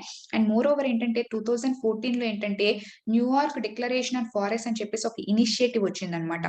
ఆ ఇనిషియేటివ్ కి ఓన్లీ 40 మెంబర్స్ కంట్రీస్ అనేవి వాళ్ళు ఏంటంటే సైన్ చేయడం జరిగింది. ఆల్రెడీ ఇనిషియేటివ్ అనేది ఉంది, దానికి 40 కంట్రీస్ మాత్రమే పార్టిసిపేట్ గుండా ఆ గోల్ అనేది తీసుకోవడం జరిగింది. సో ఆ యొక్క ఇనిషియేటివ్ ని ఇక్కడికి తీసుకొచ్చి మళ్ళీ ప్రపోజల్ చేయడం జరిగింది. సో దాన్ని ఆల్మోస్ట్ ఏంటంటే ప్రెసెంట్ 100 కంట్రీస్ అనేవి యాక్సెప్ట్ చేశాయి అండ్ ఈ టార్గెట్ అనేది తీసుకున్నాయి. సో టార్గెట్ తీసుకుంటే సరిపోతుందా ఏంటి, మళ్ళీ దానికి ఫినాన్స్ కావాలి. చూడండి, సో ఈ టార్గెట్ ని అచీవ్ చేయడానికి మేజర్ డెవలప్డ్ కంట్రీస్ అనేవి, అందు కూడా 12 మేజర్ డెవలప్డ్ కంట్రీస్ అనేవి ఏంటంటే $12 బిలియన్ అనేవి వాళ్ళు ఇస్తామని చెప్పేసి ప్రపోజ్ చేయడం కూడా జరిగింది. ఇది మంచి స్టెప్, అవునా కదా. సో ఈ డెవలపింగ్ కంట్రీస్ కి ఏంటంటే 12 మేజర్ కంట్రీస్ అనేవి $12 బిలియన్ అనేవి స్పాన్సర్ చేస్తానని చెప్పి కాంట్రిబ్యూట్ చేస్తానని చెప్పడం అయితే జరిగింది. అది కూడా ఏంటి 2021 to 2025 పీరియడ్ లో, ఈ మధ్య పీరియడ్ లో వాళ్ళు కంట్రిబ్యూట్ చేస్తే మిగిలిన 5 ఇయర్స్ లో చూడండి 2025 నుంచి 2005 ఇయర్స్ లో వాళ్ళు దానికి సంబంధించిన యాక్షన్స్ అనేవి తీసుకోవడం జరుగుతుంది. అయితే వాళ్ళు $12 బిలియన్ అనేది కంట్రిబ్యూట్ చేస్తారు. బట్ దీనికి ఖచ్చితంగా ఇది 2030 కల్లా ఏంటంటే ఈ యొక్క గోల్ ని అచీవ్ చేయాలంటే దీనికి ఎంత అమౌంట్ కాంట్రిబ్యూట్ అవ్వాలి, ఖచ్చితంగా $19 బిలియన్ కావాలి. ఈ $19 బిలియన్ లో $12 బిలియన్ అనేవి మేజర్ కంట్రీస్ అనేవి కంట్రిబ్యూట్ చేస్తాయి. బట్ మిగిలిన $7 బిలియన్ ఎక్కడి నుంచి వస్తే, సో ఈ $7 బిలియన్ అనేవి పబ్లిక్ అండ్ ప్రైవేట్ సోర్సెస్ నుంచి మనం కాంట్రిబ్యూట్ చేసుకోవాలి, వాటి నుంచి వాళ్ళ ఇన్వెస్ట్మెంట్స్ నుంచి డ్రా చేసుకోవాలి. సో ఈ యొక్క పర్టికులర్ గోల్ గురించి అని చెప్పేసి వాళ్ళు ఒక యాక్షన్ ప్లాన్ అనేది తీసుకురావడం అయితే జరిగింది. ఓకే, అయితే ఇందులో కూడా ఇండియా ఇప్పటికీ సైన్ చేయలేదు, ఇప్పటి వరకున్న దాంట్లో ఇందులో కూడా సైన్ చేయలేదు. ఇక్కడ ఇండియా సైన్ చేయకపోవడానికి మేజర్ కారణం ఏంటంటే ఆల్రెడీ సేమ్ చెప్పాను కదా 2015 ప్యారిస్ అగ్రిమెంట్ లో సేమ్ గోల్ ఇండియా తీసుకుంది. చూడండి, ఇండియా సైన్ చేయలేదు ఎందుకంటే సేమ్ గోల్ ప్యారిస్ అగ్రిమెంట్ 2015 లో ఈ గోల్ ని తీసుకుంది. ఓకే, సో అదేంటంటే 2030 కల్లా ఏంటంటే 2.5 to 3 million tons of carbon dioxide observe చేస్తానని చెప్పి సేమ్ గోల్ అని తీసుకుంది. సో ప్రతిసారి గోల్ ఇంక్రీజ్ చేసేసుకొని వెళ్ళిపోతుంటే ఇండియాకి చాలా బర్డెన్ అయిపోతుంది కదా. సో అది మైండ్ లో పెట్టుకొని ఇంకా దీనికి కూడా ఇండియా అనేది సైన్ అనేది చేయలేదు. ఐ థింక్ సో మీకు ఈ డెవలప్మెంట్ కూడా అర్థమై ఉంటుంది. అండ్ థర్డ్ డెవలప్మెంట్ కి వెళ్దాం, చాలా చాలా important announcement on new initiative called IRIS. IRIS అంటే infrastructure resilient for island states. ఇది కొత్తదేం కాదు, చెప్పాను కదా ముందు జరిగిన సమ్మిట్స్ కి తీసుకున్న ఒక గోల్స్ కి ఇనిషియేటివ్స్ ఎక్స్టెండ్ చేస్తూ కొన్ని కొత్తగా ప్రపోజల్స్ పెడతారనమాట. అలా పెట్టిన ప్రపోజల్ ఇది infrastructure resilient for island states. ఇది న్యూ కాదు, ఇది ఆల్రెడీ చూడండి హియర్ CDRI అంటే coalition for disaster resilient infrastructure.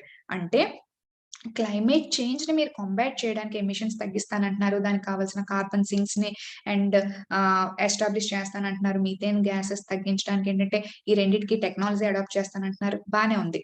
Okay, so ఇదంతా చేస్తే ఫ్యూచర్ లో రాకుండా చూడడానికి, బట్ ఆల్రెడీ మనం ఇంపాక్ట్ ఫేస్ చేస్తున్నాం కదా, ఆల్రెడీ మనం దానికి సంబంధించిన కాన్సిక్వెన్సెస్ ఫీల్ చేస్తున్నాం. ఇప్పుడున్న సిచ్యువేషన్ లో వాటిని ఫేస్ చేయడానికి మనం ఏ స్టెప్స్ తీసుకోవాలనేది ఈ CDRI coalition for disaster coalition for disaster resilient infrastructure అంటే వాటిని కాంబాట్ చేయడానికి మనం ఒక ఇన్ఫ్రాస్ట్రక్చర్ ని డిజాస్టర్ రెసిలియంట్ ఇన్ఫ్రాస్ట్రక్చర్ ని మనం డెవలప్ చేసుకోవాలి అని చెప్పేసి ఈ సిడిఆర్ఐ కూడా ఇండియానే అనౌన్స్ చేసింది, ఇండియానే ఇనిషియేట్ కూడా చేసింది, దానికి లీడర్షిప్ కూడా ఇండియానే ఉంది. సో దాని అండర్ లోనే మళ్ళీ ఇండియా ఏంటంటే ఈ infrastructure resilient for island states. So ఈ ఇనిషియేటివ్ కింద ఏంటంటే ఆ infrastructure disaster resilient infrastructure development చేసుకోవడానికి ఇండియా ఏంటంటే స్మాల్ కంట్రీస్ కి, స్మాల్ డెవలపింగ్ కంట్రీస్ కి India along with Australian UK ఏంటంటే వాళ్ళు ఐలాండ్ స్టేట్స్ కి ఈ డిజాస్టర్ రెసిలియంట్ ఇన్ఫ్రాస్ట్రక్చర్ ని డెవలప్ చేసుకోవడానికి కొంత అమౌంట్ అనేది కాంట్రిబ్యూట్ చేస్తున్నారు. ఓకే, సో ఇది ప్రెసెంట్ ఇండియా తీసుకుంటున్న న్యూ ఇనిషియేటివ్. అండ్ తను ఎంత కన్సర్న్ గా ఉంది ఈ గ్లోబల్ క్లైమేట్ ఇంపాక్ట్ వల్ల ఎంత కన్సర్న్ గా ఉంది అనేది మనకి ఇక్కడ రిఫ్లెక్ట్ అవడం జరుగుతుంది. సో ఆల్రెడీ ఇండియా లీడర్షిప్ లో coalition for disaster resilient infrastructure అనేది దీని అండర్ లో జరుగుతుంది. అంటే దీని ద్వారా ఏంటంటే అన్ని కంట్రీస్ కూడా డిజాస్టర్ రెసిలియంట్ ఇన్ఫ్రాస్ట్రక్చర్ అనేది డెవలప్ చేసుకోవాలని చెప్పేసి ఈ ఇనిషియేటివ్ నుంచి వాళ్ళు గోల్స్ టార్గెట్స్ అనేవి ఫిక్స్ చేసుకోవడం జరిగింది. అండ్ దాని అండర్ లోనే ప్రెసెంట్ ఏంటంటే ఇప్పుడు వచ్చిన COP26 సమ్మిట్ లో ఇండియా అనేది కొత్త ఇనిషియేటివ్ లాంచ్ చేసింది, అది infrastructure resilient for island states. అంటే దీని ద్వారా ఇండియా, ఆస్ట్రేలియన్, యూకే కలిపి ఈచ్ కంట్రీ కలిపి $10 బిలియన్ అనేవి ఈ స్మాల్ ఐలాండ్ స్టేట్స్ కి కంట్రిబ్యూట్ చేస్తాయి. ఇది 2022 నుంచి 2030 మధ్య పీరియడ్ లో ఏంటంటే ప్రతి కంట్రీ కూడా 3 కంట్రీస్ ఇండియా, ఆస్ట్రేలియన్, యూకే ఈ 3 కంట్రీస్ కలిపి ఈచ్ కంట్రీ $10 బిలియన్ అనేవి వాళ్ళకి ఆ ఇన్ఫ్రాస్ట్రక్చర్ డెవలప్ చేసుకోవడానికి కలిసిన అమౌంట్ అనేది వాళ్ళకి ఇవ్వటం జరుగుతుంది. సో దాని ద్వారా స్మాల్ ఐలాండ్స్ కి వాళ్ళ యొక్క కన్సర్న్స్ చూపిస్తూ సో ఇన్ఫ్రాస్ట్రక్చర్ డెవలప్ చేసుకోవడానికి ఒక న్యూ ఇనిషియేటివ్ అనేది ఇండియా తీసుకుంది. సో చెప్పాను కదా సిడిఆర్ఏ. సో దీని ద్వారా ఏంటంటే పసిఫిక్ రీజియన్ లో ఉన్న స్మాల్ ఐలాండ్స్, ఇండియన్ ఓషన్ లో ఉన్న స్మాల్ ఐలాండ్స్, కెరీబియన్ ఐలాండ్స్ ని ప్రొటెక్ట్ చేయడం అనేది అవుతుంది. ఎందుకు పర్టికులర్ గా ఐలాండ్ స్టేట్స్ కి infrastructure disaster resilient infrastructure development India ఇచ్చింది? ఆల్రెడీ చెప్పాను కదా, ఇప్పుడు గ్లోబల్ టెంపరేచర్ పెరిగిపోవడం వల్ల ఓషన్స్ అనేవి ఎక్స్పాండ్ అయిపోతున్నాయి, సీస్ అనేవి ఎక్స్పాండ్ అయిపోతున్నాయి. ఆటోమేటిక్ గా దేనికి ఎక్కువగా ఇంపాక్ట్ అవుతుంది? ఈ ఐలాండ్సే కదా, ఈ కోస్టల్ ఏరియాస్ ఐలాండ్సే కదా సబ్మిట్ అయిపోతాయి. ఇంకా ఫ్యూచర్ లో మనకి కనబడే ఛాన్సెస్ ఉండవు. కాబట్టి ఆ ఇంపాక్ట్స్ నుంచి ప్రెసెంట్ డైరెక్ట్ కాన్సిక్వెన్సెస్ ఫేస్ చేసేది ఎవరంటే వాళ్ళే. సో అందుకని చెప్పేసి దాన్ని కాంబాట్ చేయడానికి, ఇన్ఫ్రాస్ట్రక్చర్ డెవలప్ చేసుకోవడానికి ఇండియా ఈ 3 కంట్రీస్ తో కలిపి అమౌంట్ అనేది స్పాన్సర్ చేయడం అయితే జరిగింది. నెక్స్ట్ ఈ రీజన్స్ ఫర్ ఇనిషియేటివ్. ఎందుకు ఇనిషియేటివ్? చూడండి, ఈ గ్లోబల్ వార్మింగ్ వల్ల సీ లెవెల్ రైజే కాదు, గ్లేషియర్స్ మెల్ట్ అయిపోతే, పోలార్ ఐస్ కేప్స్ అనేవి రైజ్ అయిపోయి ఆటోమేటిక్ ఏంటంటే వాటర్ లెవెల్ అనేది ఆటోమేటిక్ గా ఇంక్రీజ్ అయిపోతుంది కదా ఈ మెల్టింగ్ వల్ల. So automatic eventually leads to submerge of this islands. So objectives ఏంటి? ఈ ఇనిషియేటివ్ తీసుకోవడానికి గల మెయిన్ ఆబ్జెక్టివ్ ఏంటి? Provides technology. ఫండింగే కాదు, టెక్నాలజీ కూడా ఇండియా అనేది ప్రొవైడ్ చేస్తుంది. టెక్నాలజీ, ఏ టెక్నాలజీ ప్రొవైడ్ చేస్తుంది? ఫండింగ్ చెప్పాను కదా $10 బిలియన్. టెక్నాలజీ, ఏ టెక్నాలజీ డెవలప్ చేస్తుంది? ఆల్రెడీ దీని గురించి ఇస్రో అనేది ఒక న్యూ ఇనిషియేటివ్ అప్లికేషన్ అనేది తీసుకురావడం జరిగింది అనమాట. దేనికి? Weather monitoring. సో ఈ వెదర్ ని మానిటర్ చేస్తూ ఎటువంటి అడ్వర్స్ ఇంపాక్ట్స్ అనేవి వస్తున్నాయని చెప్పేసి ఒక టెక్నాలజీ ఆల్రెడీ డెవలప్ చేసింది. అది ఈ స్మాల్ ఐలాండ్ కంట్రీస్ కి అనేది స్పాన్సర్ చేయడం అయితే ఇండియా చేస్తానని చెప్పేసి ప్రపోజల్ అయితే పెట్టడం జరిగింది. ఐ థింక్ సో మీకు ఏంటంటే ఈ iris infrastructure resilient for island states అనేది అర్థమైంది అనుకుంటున్నాను. So move on to next major development. Need hike of climate finance from $100 billion to $1 trillion. చెప్పాను కదా. సో ఇంతకు ముందు ఏంటంటే ఈ 2020 నుండి 2030 వరకు $100 బిలియన్ అనేవి ఎవ్రీ ఇయర్ స్పాన్సర్ చేస్తాం. సో మీరు ఆ టెక్నాలజీని డెవలప్ చేసుకోవడానికి మేము స్పాన్సర్ చేస్తామని ఆల్రెడీ డెవలప్డ్ కంట్రీస్ ఏంటంటే ప్రీవియస్ సమ్మిట్స్ లో ప్రపోజల్ పెట్టడం జరిగింది. బట్ ఇప్పటి వరకు ఏంటంటే అమౌంట్ అనేది గ్రాంట్ చేయలేదు. సో మీరు మీ కమిట్మెంట్స్ మీద స్టాండ్ అవ్వండి, స్పాన్సర్ చేయండి. అండ్ అప్పుడు ప్రపోజల్ కి తగ్గట్టు $100 బిలియన్స్ పెట్టారు. బట్ అది ఇప్పుడున్న కండిషన్స్ కి అది సరిపోదు. దాన్ని $1 ట్రిలియన్ కి మీరు హైక్ చేయండి, ఎక్స్టెండ్ చేయండి అని చెప్పేసి ప్రపోజల్ పెట్టడం కూడా జరిగింది. ఇది 4th major development. Next 5th major development, చాలా చాలా ఇంపార్టెంట్ డెవలప్మెంట్, ఇండియా యొక్క అంబిషియస్ ఇనిషియేటివ్. అదే one solar, one world, one grid initiative. So initiation of ambitious green grid initiatives called One Solar, One World, One Grid initiatives. So ఈ initiatives ఏంటి అసలు? ఈ One Solar, One World, One Grid initiative అంటే ఏంటి? So దీని ద్వారా ఇది కూడా ఇదేం కొత్తది కాదు. చెప్పాను కదా ప్రీవియస్ సమ్మిట్స్ కి ఎక్స్టెండ్ అవుతూ ఉంటాయి. ఇదేంటంటే ప్రీవియస్ గా ఇంటర్నేషనల్ సోలార్ ఎలియన్స్, నాట్ ఓ నాన్న, ఇది యాక్చువల్ గా sorry. So international solar alliance అనే ఒక ఇనిషియేటివ్ ఫామ్ చేసింది. దీనికి ఆల్రెడీ 120 కంట్రీస్ అనేవి సిగ్నేటరీగా ఉన్నాయి. అంటే ఏంటి? సో మేము ఎనర్జీ సోర్సెస్ ఏంటి? ఫాసిల్ ఫ్యూయల్ డ్రివెన్ సోర్సెస్ నుంచి మేము రిన్యూబుల్ సోర్స్ ఆఫ్ ఎనర్జీ వైపు డ్రివెన్ అవుతాం. అది కూడా పర్టికులర్ గా solar renewable source of energy వైపు మేము షిఫ్ట్ అవుతాం అని చెప్పేసి, అండ్ షిఫ్ట్ అవ్వాలి అని కూడా ఏంటంటే ఇండియా ఏంటంటే ఈ ప్రపోజల్ అనేది పెట్టడం జరిగింది. ఇనిషియేటివ్ అనేది స్టార్ట్ చేయడం జరిగింది. సో దీని ద్వారా ఏంటంటే ఆల్ నేషన్స్ ఏంటంటే సోలార్ రిన్యూబుల్ సోర్స్ ఆఫ్ ఎనర్జీని అడాప్ట్ చేసుకోవాలి, వాటి వైపు షిఫ్ట్ అవ్వాలని చెప్పేసి ఈ ఇనిషియేటివ్ ఒక మెయిన్ గోల్. సో దాన్ని ఎక్స్టెండ్ చేస్తూ ప్రెసెంట్ ఏంటంటే 1 సోలార్ 1 వరల్డ్ 1 గ్రిడ్ ఇనిషియేటివ్స్ అనేది ప్రపోజ్ చేసింది. ఆల్రెడీ అప్పుడు కూడా ప్రపోజ్ చేసింది. దాంట్లో ఇంకొంచెం అడ్వాన్స్మెంట్స్ అనేవి తీసుకురావడం అయితే జరిగింది. చూడండి. సో ఏంటంటే చూడండి, launched by India and UK. Okay, to scale up investments in renewable source of energy to bring down green house gas emissions. అంతే కదా. సో ఫాసిల్ ఫ్యూయల్ డ్రివెన్ నుంచి గ్రీన్ హౌస్ గ్యాసెస్ ఎమిట్ అవుతాయి. అందుకే తగ్గించాలి అంటే మనం ఖచ్చితంగా ఏంటంటే solar renewable source of energy మీద ఖచ్చితంగా డిపెండ్ అవ్వాలి, షిఫ్ట్ అవ్వాలి అని చెప్పేసి ఇనిషియేటివ్ అనేది స్టార్ట్ అవ్వడం జరిగింది. అయితే స్టార్ట్ చేయడం జరిగింది. ఇప్పుడు దీని యొక్క ప్రెసెంట్ మెయిన్ ఎజెండా ఏంటంటే in order to promote cross border transfer of electricity. చాలా చాలా ఇంపార్టెంట్.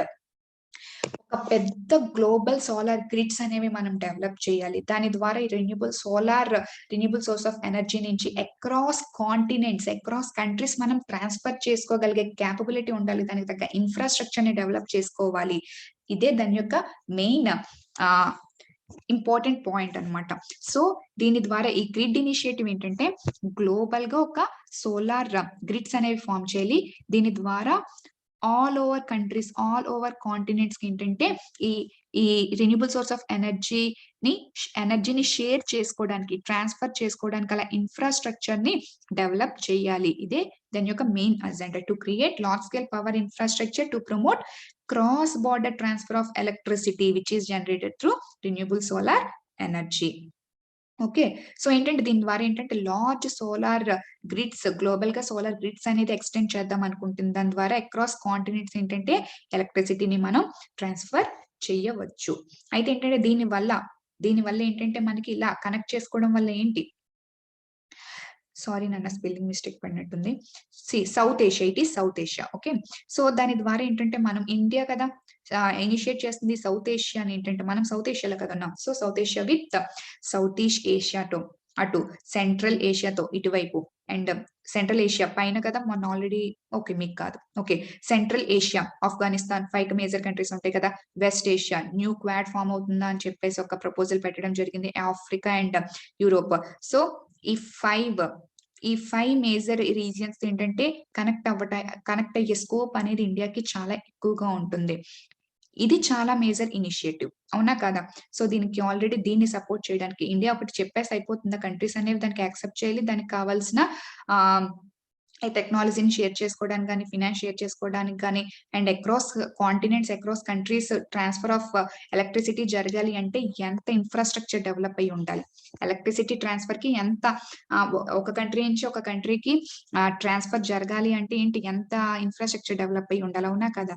సో ఏంటంటే 8 కంట్రీస్ అనేవి దీనికి ఆల్రెడీ సపోర్ట్ చేయడం అయితే జరిగింది. అండ్ దీనికి సపోర్ట్ చేస్తే ఇది చాలా మంచి ఇనిషియేటివ్ అని ఆక్స్ఫర్డ్ యూనివర్సిటీ కానీ, కేంబ్రిడ్జ్ యూనివర్సిటీ కానీ, సో దీన్ని చాలా మంచి ఇనిషియేటివ్స్ తీసుకుంది ఇండియా ప్రపోజ్ అని చెప్పడం జరిగింది. And more over like world bank, Africa development bank, Asian development కూడా దీనికి గ్రీన్ సిగ్నల్ ఇవ్వడం అయితే జరిగింది. అయితే ఈ ఇనిషియేటివ్ కి ఇస్రో ఏంటంటే ఒక టెక్నాలజికల్ అప్లికేషన్ కూడా ప్రొవైడ్ చేయడం జరిగింది. ఓకే, ఇందాకేంటి infrastructure for resilient island states, IRIS, sorry infrastructure resilient for island states. అదేంటి, సో ఎక్కడైతే వెదర్ నుంచి వచ్చే ఇంపాక్ట్స్ ని వాళ్ళకి వాళ్ళకి మానిటర్ చేయడానికి ఒక అప్లికేషన్ అనేది ఇస్రో ప్రొవైడ్ చేయడం జరిగింది. ఇక్కడ గ్రీన్ గ్రిడ్ ఇనిషియేటివే కదా! ఇది large scale solar grid initiative కదా! సో, దీనికోసం ఇస్రో వేరే అప్లికేషన్ అనేది ప్రమోట్ చేయడం జరిగింది. అది ఏంటంటే, ఆ అప్లికేషన్ ఏంటంటే, ఎక్కడైతే సోలార్ పొటెన్షియల్ అనేది ఎక్కువగా ఉందో ఆ ప్లేస్‌ని ఈ అప్లికేషన్ ద్వారాగా ఈజీగా ఐడెంటిఫై చేయొచ్చు. ఎక్కడ పడితే అక్కడ సోలార్ ప్లాంట్స్ పెట్టడానికి అవ్వదు కదా! సో, ఇంటెన్సిటీ అనేది మనకి ఏ రీజియన్‌లో బాగుంది. సో, దానివల్ల మనం ఎక్కువ సోలార్ ఎనర్జీని గ్రాబ్ చేయగలం అనేది మనకి ఇన్ఫర్మేషన్ అనేది ఉండాలి కదా! సో, ఆ పర్టిక్యులర్ ప్లేస్‌లో అనేది మనం సోలార్ ప్లాంట్స్‌ని ఇన్‌స్టాల్ చేస్తే మనకేంటంటే ఎక్కువ ఎనర్జీని అనేది మనం గ్రాబ్ చేయగలం. అవునా కదా! సో, ఏ రీజియన్‌లో వాళ్ళు అడుగుతున్న రీజియన్‌లో అక్కడున్న రీజియన్‌లో ఏ రీజియన్‌లో అయితే బెస్ట్ సూటబుల్‌గా ఉంటుంది. దానివల్ల ఎక్కువ గ్రాబ్ చేయగలము అని చెప్పేసి దానికి సంబంధించి ఒక అప్లికేషన్ అనేది ఇస్రో డెవలప్ చేసింది. సో, ఈ ఈ ఈ అప్లికేషన్‌ని ఈ టెక్నాలజీని ఏంటంటే ఈ ఇనిషియేట్ ద్వారా మేము కంట్రీస్‌కనేది మేమివ్వటం జరుగుతుంది. ఏ కంట్రీస్ నీడ్‌లో ఉందో ఆ కంట్రీస్‌కి మేము ఇస్తాము అని చెప్పేసి ఇండియా ప్రపోజ్ చేయడం అనేది జరిగింది. ఎందుకు ప్రపోజ్ చేసింది? దీనికి మెయిన్ లీడర్‌షిప్ ఎవరు? ఇండియానే కాబట్టి. అవునా కాదా? సో, దానివల్ల ఏంటంటే ఆ పర్టిక్యులర్ ఈ సోలార్ ఎనర్జీ ప్రాజెక్ట్స్‌కి ఇనిషియేట్ చేయడానికి ఆ పర్టిక్యులర్ కంట్రీస్‌కి ఫైనాన్షియల్‌గా అది చాలా లయబుల్ అవుతుంది ఆ అప్లికేషన్ అనేది. అవునా కదా? సో, దీనివల్ల సీమ్‌లెస్ మూవ్‌మెంట్ అంటే ఏంటి? ఎక్కడ అడ్డంకులు లేకుండా ఒక ఒక సిస్టమాటిక్‌గా ఒక స్మూత్‌గా రెన్యూబుల్ ఎనర్జీ అనేది అక్రాస్ కాంటినెంట్స్ దీనివల్ల మూవ్ అయిపోతుంది. ఎందుకంటే ఇక్కడ ఎలక్ట్రిసిటీ అనేది ట్రాన్స్‌ఫర్ అవుతుంది కాబట్టి. సో, ఈ సీమ్‌లెస్ మూవ్‌మెంట్ ఆఫ్ రెన్యూబుల్ ఎనర్జీని మనం ఈజీగా ప్రమోట్ చేయొచ్చు. దేని ద్వారా? This global super grid initiative ద్వారా. అయితే సో, ఇప్పటి వరకు 5 మేజర్ డెవలప్‌మెంట్స్ అనేది నేను మీకు చెప్పడం జరిగింది. అవునా? కాదా? సో, ఫస్ట్ థింగ్ ఏంటంటే గ్లోబల్ మీథేన్ ప్లెడ్జ్ ఏం తీసుకుంది? So, forest and land use గురించి ఏం తీసుకుంది? New initiative called IRIS infrastructure resilient for island states గురించి ఏం తీసుకుంది? సో, $1 ట్రిలియన్ హైక్ పెంచమని అడిగింది. And one solar, one world, one grid initiative. ఈ 5 మేజర్ డెవలప్‌మెంట్స్ గురించి ప్రెజెంట్ మనకి అప్డేట్స్ అయితే రావటం జరిగింది. సో, ఇండియా చాలా బోల్డ్‌గా తీసుకున్న 5 ఫోల్డ్ ప్లాన్ ఏంటో ఇప్పుడు మనం చూద్దాం. ఈ 5 ఫోల్డ్ ప్లాన్ అంటే ఏంటి? ఇండియా గ్లోబల్‌గా ఇనిషియేటివ్స్‌లో ఎందులో సిగ్నేటరీగా ఉంటుంది? ఏ ఇనిషియేటివ్స్ తీసింది? అని గ్లోబల్‌గా ఆల్ కంట్రీస్ ఇన్వాల్వ్‌మెంట్‌తో. కానీ ఇండియా తనంతల తాను తన కంట్రీ వైస్‌గా ఏ ఇనిషియేటివ్స్ తీసుకుంటుందని ఏ టార్గెట్స్ ఫిక్స్ చేసింది? 5 టార్గెట్స్ ఫిక్స్ చేసింది. అందుకే దీన్ని 5 ఫోల్డ్ ప్లాన్ అని చెప్పేసి అన్నాం. 5 టార్గెట్స్ ఫిక్స్ చేసింది. ఫస్ట్ టార్గెట్ ఆల్రెడీ చెప్పేసాను. నెట్ జీరో ఎమిషన్స్‌ని 2070 కల్లా అచీవ్ చేసేస్తానని చెప్పింది.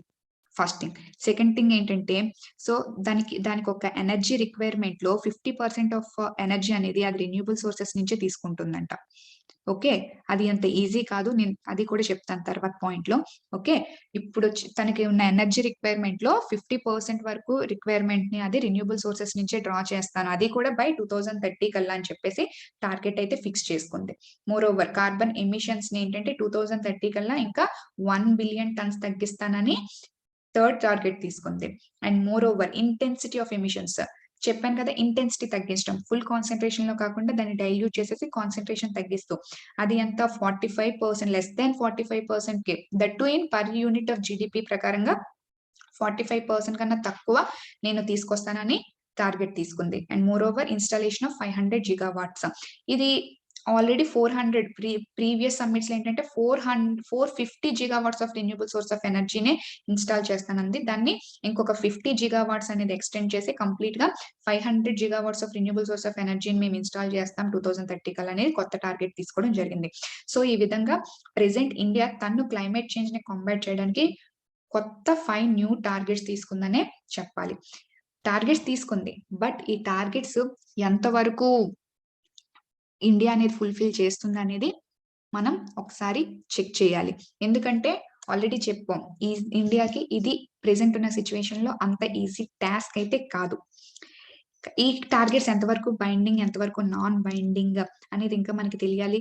ఏ ఎజెండాతో ఇండియా అనేది ఇంత చాలా ఫార్ రీచింగ్ గోల్స్ అనే చెప్పుకోవాలి యాక్చువల్‌గా. ఈ టార్గెట్స్‌ని అనౌన్స్ చేయడానికి గల మేజర్ రీజన్స్ ఏంటి? దాని దగ్గర ఏమైనా అదర్ సోర్సెస్ ఉన్నాయా? అదర్ గోల్స్ ఉన్నాయా? లైక్ అదర్ స్టెప్స్ ఏమైనా తీసుకోకపోతుందా? అదర్ ప్లాన్స్ ఏమైనా ఉన్నాయా? అనేది సో, వన్స్ సమ్మిట్ కంప్లీట్ అయిపోయిన తర్వాత ఇండియా సో, తన ప్లాన్స్ అనౌన్స్ చేసిన తర్వాతే మనకి దాని గురించి కంప్లీట్‌గా హ్మ్. అర్థం అవ్వడం అయితే జరుగుతుంది. అయితే దీన్ని ఇండియాని ప్రెజెంట్ ఉన్న కాంటెక్స్‌లో ఏంటంటే చాలా మంది బోల్డ్ డెసిషన్ అనే చెప్తున్నారు. ఎందుకంటే వైభవ్ చతుర్వేది. సో ఇతను ఒక అనలిస్ట్ ఎక్కడంటే energy, environment and water council ఏంటంటే ఇతను ఒక అనలిస్ట్. తను ఏం చెప్పారంటే ఇప్పుడు ఈ 5 ఫోల్డ్ ప్లాన్ ని అనౌన్స్ చేసిన ఇండియాకి దీన్ని అచీవ్ చేయాలంటే ఇప్పుడు ప్రెజెంట్ ఉన్న టార్గెట్స్ నుంచి ఇండియా ఏంటేంటి అచీవ్ చేయాలి చూడండి. ఎమిషన్స్ ఇంటెన్సిటీ ప్రెజెంట్ 2005 నుండి మనం కంపేర్ చేస్తే ఈ 2020 కల్లా ఇప్పటి వరకు అప్పటి నుంచి ఇప్పటి వరకు చూస్తే ఓన్లీ 24% మనం రెడ్యూస్ చేసాం. 2005 నుంచి 2021 వరకు ఆల్మోస్ట్ 16-17 ఇయర్స్ అయిపోతుంది. అవునా కదా?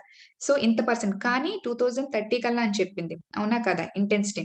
సో ఇప్పుడు అలా తగ్గించాలి అంటే 85% అనేది రిక్రీజ్ చేయాలి. 24% ఎక్కడ, 85% ఎక్కడ చూడండి. అవునా కదా?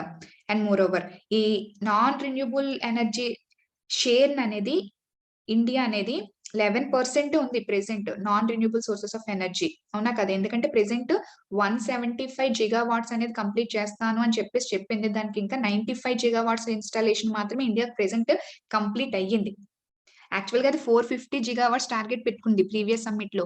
బట్ ఏంటంటే అందులో 95 జిగావాట్సే present in and around 100 gigawatts వరకు మాత్రమే ఇన్‌స్టాల్ చేసుకోగలిగింది. ఇంకా చాలా టార్గెట్ అయినా ఉంది. కానీ సో అది ప్రెజెంట్ ఏంటంటే 11% తీసుకుంటే ఏంటంటే దాన్ని ఇంకా మనం 65%కి మనం దాన్ని ఇంక్రీజ్ చేయాలి. చూడండి ఎంత పెద్ద టార్గెట్స్. 24% ఎక్కడ, 85% ఎక్కడ. 11% నుంచి 65%కి మనం ఇంక్రీజ్ చేస్తేనే 500 gigawatts of renewable source of ఎనర్జీని మనం ఇన్‌స్టాల్ చేసుకోగలం. And more over electric cars. So ఈ పాయింట్ ఇందులో ఇంక్లూడ్ అవ్వలేదు గానీ, సో ఏంటంటే ఎలక్ట్రిక్ పాలిసీ కూడా ఇండియా అనేది తీసుకురావడం జరిగింది. దాని ద్వారా ఏంటంటే India fossil fuel driven vehicles నుంచి హైబ్రిడ్ అండ్ ఎలక్ట్రిక్ వెహికల్స్ వైపు షిఫ్ట్ అవుతామని ఒక న్యూ ఇనిషియేటివ్ కూడా ఇండియా దగ్గర అయితే ప్రపోజ్ చేయడం అయితే జరిగింది. సో అలా అంటే ఖచ్చితంగా ప్యాసింజర్ సేల్స్ లో ఏంటంటే ఎలక్ట్రిక్ కార్స్ అనేవి ఇంక్రీజ్ అవ్వాలి. వాటి యొక్క షేర్ అలా ఇంక్రీజ్ అవ్వాలంటే ప్రెజెంట్ ఎలక్ట్రిక్ కార్స్ ఎంతమంది దగ్గర ఉన్నాయి? ఓన్లీ 0.1%. సో ఈ టార్గెట్స్ ని అచీవ్ చేయాలి అంటే ఖచ్చితంగా 0.1% నుంచి 75% ఇంక్రీజ్ అవ్వాలి. చూడండి ఒకసారి. ఎంత టఫ్ టార్గెట్సో ఇండియా ముందున్నవి. Moreover so share of fossil energy. ఇప్పుడు మనం అంతా ఫాసిల్ ఫ్యూయల్ ఎనర్జీయే కదా! అక్కడి నుంచి ఏంటంటే అక్కడ ప్రెజెంట్ మనకి 73% ఉంది. దాని నుంచి మనం 40%కి మనం రెడ్యూస్ అవ్వాలి. సో ఇంత టఫ్ టార్గెట్స్ అనేవి ఇండియా ముందున్నాయి. సో ఈ 5 ఫోల్డ్ ప్లాన్ అచీవ్ చేయాలంటే ఇంత టఫ్ టార్గెట్స్‌ని అచీవ్ చేస్తే తప్ప ఇండియా అనేది ఈ టార్గెట్స్‌ని అచీవ్ చేయడం ఇంపాసిబుల్. సో ఇప్పుడు దీనికి ఇండియా అనేది ఏ కండిషన్స్‌లో ఈ టఫ్ టార్గెట్స్ తీసుకుంది? దాని దగ్గర ఉన్న మేజర్ ప్లాన్స్ ఏంటి? కొత్త ఇనిషియేటివ్స్ ఏమైనా ఉన్నాయా? న్యూ ప్రాజెక్ట్స్ ఏమైనా ఉన్నాయనేది so India once summit complete అయిపోయిన తర్వాత తను అనౌన్స్‌మెంట్స్ ద్వారా మనకి అప్డేట్స్ అనేవి తెలియాలి. సో ప్రెజెంట్ ఇప్పటి వరకు కంప్లీట్‌గా ఆ COP26 సమ్మిట్ గురించి బ్రీఫ్‌గా బ్యాక్‌గ్రౌండ్ నుంచి ఇప్పటి వరకు ఉన్న అప్డేట్స్ నేను కంప్లీట్‌గా కవర్ చేశాను. సో ఫ్యూచర్‌లో ఏంటంటే దీని గురించి ఒక సమ్మరీ అనేది వస్తుంది. ఔట్‌కమ్స్ అనేవి వస్తాయి కాబట్టి దాని గురించి ఏంటంటే ఒక 10 ఆర్ 15 మినిట్స్‌లో మనకి కంప్లీట్‌గా దీని గురించి నేను దాని గురించి వీడియో చేస్తాను. అండ్ కంప్లీట్‌గా మీకు ఒక అనాలిసిస్ అనేది కాంప్రిహెన్సివ్ ఐడియా అనేది వస్తుంది.